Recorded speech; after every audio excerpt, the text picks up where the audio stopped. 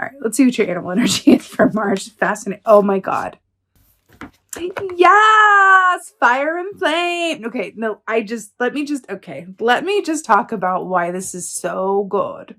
First of all, Phoenix, yes, it's Scorpio energy, but this equates to the Six of Swords in the tarot. So what do we have here?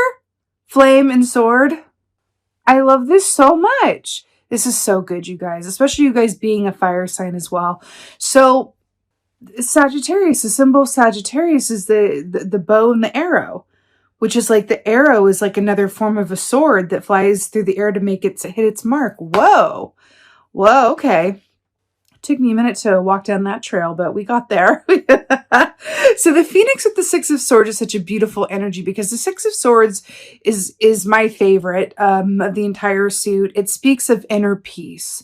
It speaks of a transition, a journey into calmer waters, into a sort of beautiful mental clarity.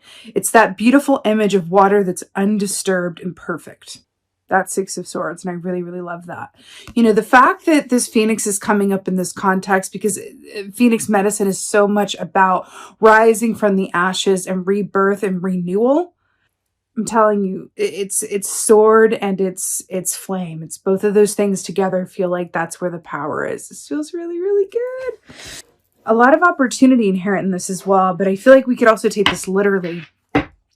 Because we're going into March, you know, month of the spring equinox here in the Northern Hemisphere. And then we have the Phoenix here, which is rising up and getting that fire lit. So it's interesting as we move from Pisces to Aries season within this month, that there's kind of like that natural transition. Six of Swords is also about crossing a body of water. So there's something about the elements that are largely at play here as well. When the Phoenix comes up, which is a sign of spirit, you're at a very blessed point in time, as it were, and it feels really, really good. Whew, see what's going on for March. God, I love that. Phoenix. It's not one that comes up too often. So it's really exciting when it does. Okay, so we have the Ten of Swords here. I'm telling you, it's swords and it's fire. That's what this feels like. So Ten of Swords. So this is really interesting because, you know, in this context, this speaks of complete and full endings, but also being willing to release something in order to attain something new. Which is interesting because the Phoenix can only rise from the ashes of its previous self. Are we rising from the ashes of our previous self, Sagittarius? That's what I feel like it is. And there's like that body going into the amulet. It's literally like death and endings and rising from the ashes. Like, rising bigger than your previous self is like an upgrade, and suddenly you're like life size. That's amazing. And there's that feather on like the hat there. I'm like here for it. It's amazing. It's amazing. Look at the parallel. Look at like the fiery, they look like fiery swords, and then it's like the Phoenix fire. It's amazing. Wow, Sagittarius. I'm here for it. Okay, what else is going on? Oh, Ace of Swords, hello and goodbye. And it's another like fiery looking sword. I'm telling you this. I'm telling you this. Ace of Swords is that big truth, big clarity, purpose, precision, right? We talked about this. This was that image literally of taking a sword and lighting it into the fire. That's what I saw in the meditation, right? You know, in this context, this Ace of Swords, do you see all these question marks here? This sort of speaks of like, which way, what do I point my sword towards? Like, which is the right? So this is directly commenting on the divinely inspired action I was picking up in the meditation. Remember when I said that the Knight of Wands is known for being hasty and moving without thinking, but then if you operate from a place of divinely inspired action, you don't waste time, you always hit your mark, just like the true Sagittarians that you are. And I feel like this little stage manager back here is kind of like divine, your higher self, the universe going, hey, the answers lie in the stillness. If you just take all that fire and let it burn in a stationary way for like just a little bit of time, we're going to alert you as to, you know, what to take action around and when, so that you're a master of your own timing and experience, a lot like the King of Wands really in that way. But with the full force and speed of the Knight of Wands, right? Because the King of Wands is a master of timing, but he is sitting down. He is stationary, right? He's ascended to the point where other people run around. He gets to sit down and other people run around. The knights run around, right? So that's interesting here as well. Divinely inspired action. I feel like what this is commenting on. But it's interesting because this is the beginning of the suit and this is the end of the suit and this is the beginning. So we have endings that make way for new beginnings, quite literally. What else is going on, Sagittarius? Oh, wow. Cool. Good. Good. So it's a nice grounding aspect. So we have the Seven of Pentacles here. So what's really brilliant about this is that the Seven of Pentacles is about timing. And we're talking about timing. But Seven of Pentacles is about trusting that the seeds that you've sown will bear fruit, but also knowing that in order for the wheel to turn for you, the Wheel of Fortune, in order for you to manifest, in order for you to see returns on your efforts, action is needed. So this is sort of my key for if you stay ready, you ain't got to get ready. And RuPaul, if you stay ready, you ain't got to get ready. And I feel like that's the energy behind this for you guys. Because there's also this aspect of like the moon and, you know, working after hours. And I do feel like there is this certain energy of, I feel like you're going to be imbued with a newfound sense of purpose or passion or energy towards something. And you are being applauded around that, but you're also being encouraged to sort of temper your action with foresight, thought, and deliberation. Feels good. Feels really good. All right. Let's get a clarifier for the Ten of Swords here. Don't read though. Clarifier for the Ten of... Listen. Ten of Swords, the death of your old self, the rebirth, the renewal, the ending of one cycle to make way for the next one. Then we have death, Scorpio energy. The Phoenix is also the symbol of Scorpio. What is going on?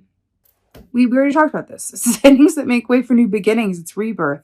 It's the possibility of new potential. But in order to manifest that, it's about releasing what was and being willing to let go of what there's no longer room for in terms of where you're going. You're in a major transition point. If you didn't know. I'm here to tell you, Sagittarius, if you did not already know, you are in a major transition point. Let's get a clarifier for the Ace of Swords. Like, really? Ace of Swords. Did you just get the Ace of Wands to clarify the Ace of Swords? Did you just get an ace and an ace of fire and sword? What is going on with this reading? But I'm here for it in every way. You know, the Ace of Wands is very much about action, creation, divine inspiration. This is exactly what we were saying already. But what's really interesting too is the parallel of this happening at nighttime. You know, fireflies equate to like an Eight of Wands energy. But the trick with firefly energy when it pops up is that it's also a call to energy management because they shine brightly, but they can burn out just as quickly. So we have this question mark here. We're talking about, you know, where do I point my sword? I realize what this is I realize what I want. I realize where I want to go. I realize I have this idea. I realize my full potential or my capabilities or what might be in my best interest. But the thing is, like, how do I act on it and when? And then allowing yourself to sit back and allow divine inspiration to move you forward, right? Let the universe respond to what you have clarity around in terms of coming from your old sense of self into a rebirth of new alignment, new goals, new direction, new perspective. And allow things, Seven of Pentacles, to align for you a little bit before being a Knight of Wands and taking action. Allow that sword to meet up with that flame. What did I say at the beginning of this? That the whole key and the magic for you this month is matching up the swords and the fire.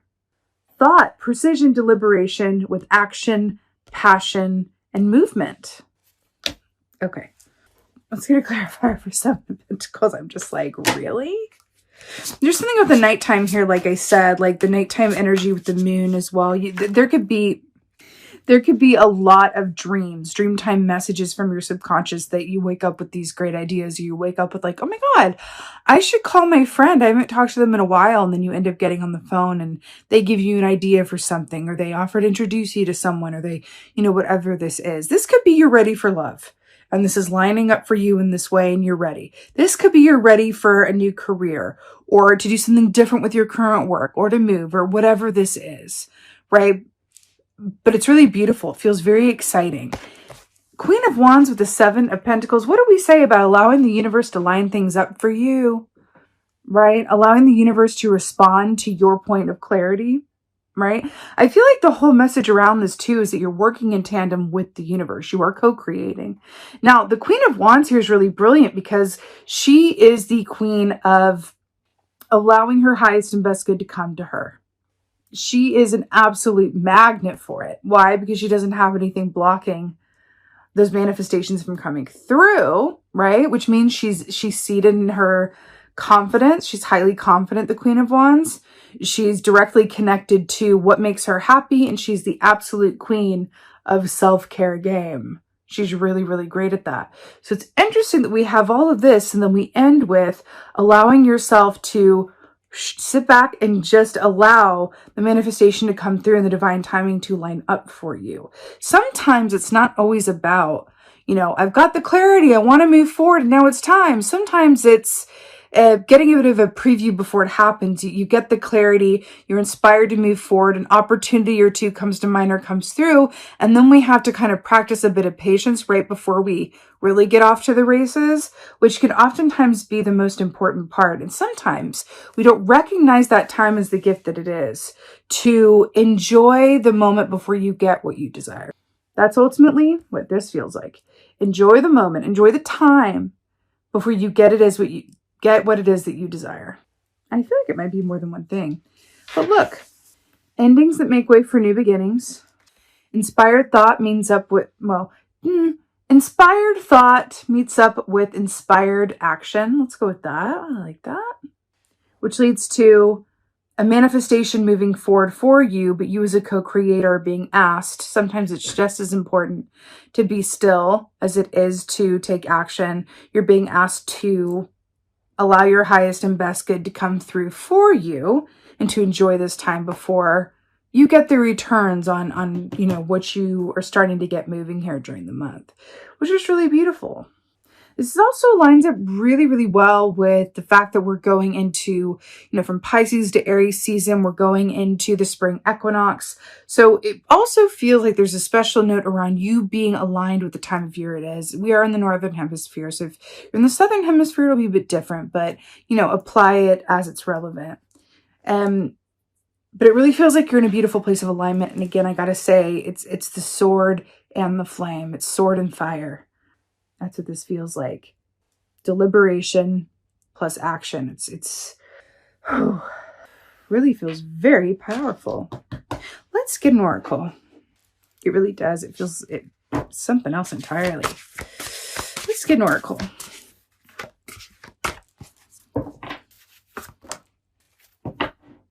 How many times have I looked at you during this reading? I'm just like, new beginnings. Do I even need to say anything really though? New beginnings. And the ending of something. This could be the death of self, death of an old dream, the ending of a way of thinking, certain self-sabotage behaviors. It can really, really be anything, which leads to divinely inspired action and inspiration. Enjoying the time before you get what you want and knowing that it's imminent.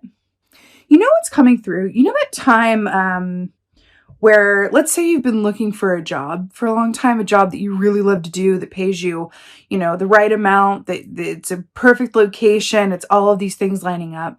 And then you finally get the job, but then your boss comes through and says you know what? We're really excited to bring you on board. But the thing is, the person who was in the job before still has another month before they're going to leave. So here's what we're going to do.